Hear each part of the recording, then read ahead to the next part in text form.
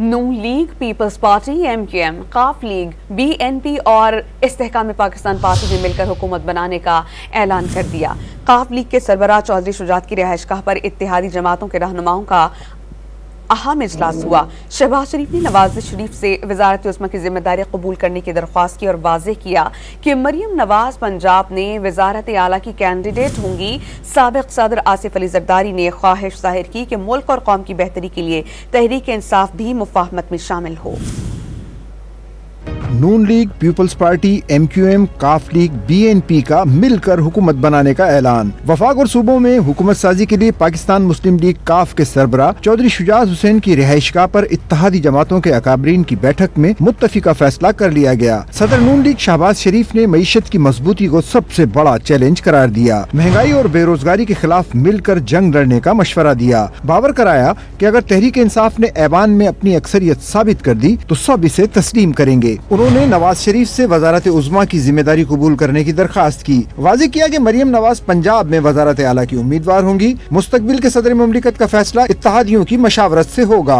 और मैं मियां नवाज शरीफ साहब से दरख्वास्त करूँगा कि वो मेरी दरख्वास्त माने और वज़ीर आज़म का ओहदा कबूल करें, एक बात।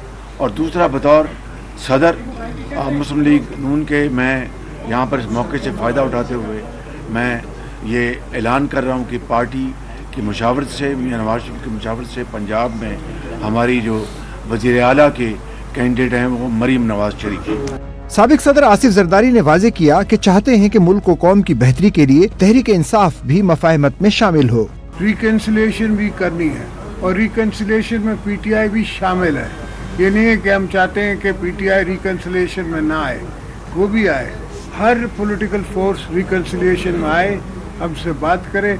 इकोनॉमिक एजेंडा हमारा कॉमन हो, डिफेंस एजेंडा हमारा कॉमन हो, हर चीज़ कॉमनैलिटीज लेके हम चलें और फिर जाके मियाँ साहब के घर को और दूसरे दोस्तों को हम कामयाब कराएं। मुत्तहिदा कौमी मूवमेंट के कन्वीनर डॉक्टर खालिद मकबूल सिद्दीकी ने अज़्म जाहिर किया कि सब मिलकर बाहमी ताउन से जमहूरियत को मजबूत करेंगे।